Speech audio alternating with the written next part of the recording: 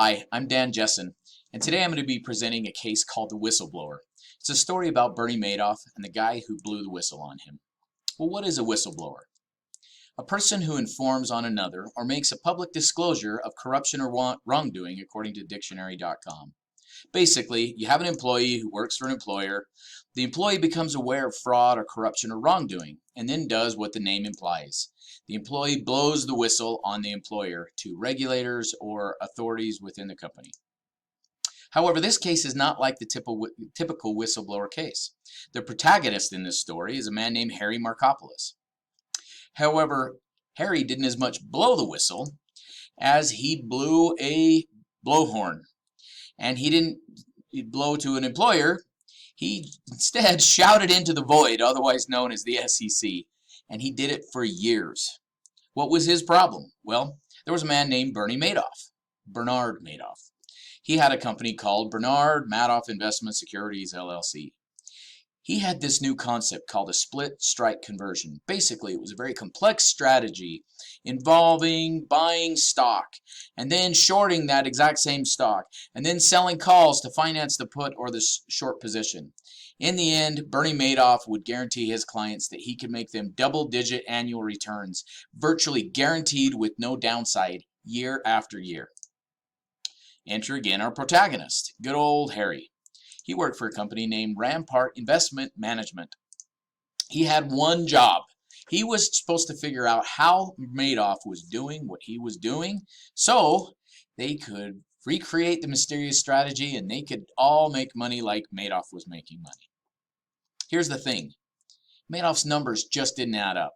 At one point, Harry calculated that Madoff would have to buy more options on the Chicago Board Options Exchange than actually existed in the real world. Second, what Madoff was doing was mathematically impossible. Madoff's hedge fund was one of the largest in the world, and yet none of the other options dealers in the market said that they did business with Madoff. Regardless if the market went up or down, Madoff made money. That never happens in the real world. Harry said that it was like a baseball player batting .960 out of 1,000 and nobody even questioning it. Finally, Madoff's mystery strategy didn't behave like any other financial instrument in the known investment world. Of course, this made Harry very angry because he knew that he could mathematically prove that Madoff was a fraud. He came to a very simple conclusion over time. Either Madoff was running a Ponzi scheme or he was front-running stocks in a massive corruption scheme with the connections that he had. Either way, Madoff was a fraud. So what did good old Harry do? Well, he filed complaints with the SEC and blew the whistle in 2000 and 2001. Finding no satisfaction there, he approached the New York Attorney General in 2002. Then again to the SEC 3 times in 2005, again in 2007, and finally in 2008. What did they do? They ignored him with one exception. In 2005, they briefly opened a case and then quickly closed it again, concluding that there was no evidence of fraud. Well, what happened in the end?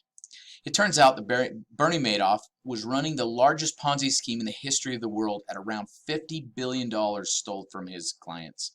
He was using his new clients' money to pay out interest income to existing clients. It was a house of cards that finally collapsed under its own weight. He simply couldn't find any more new money to keep the scheme alive in 2009 when the market was hurting. Bernie Madoff was never fully investigated by the SEC due to the whistleblowing efforts of Harry. It ended when he confessed to his sons that it was all a lie. They then called the FBI and shut him down. Can you imagine the stress?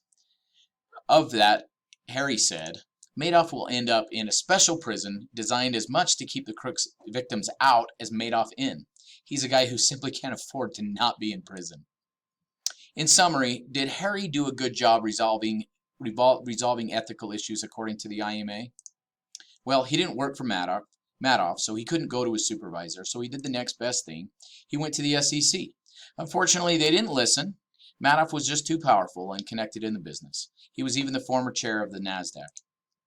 So Harry took measures to protect himself and his family and distance himself from Madoff. Loosely defined, he followed the IMA's principles for resolving ethical issues. Thanks for watching. I sure appreciate it.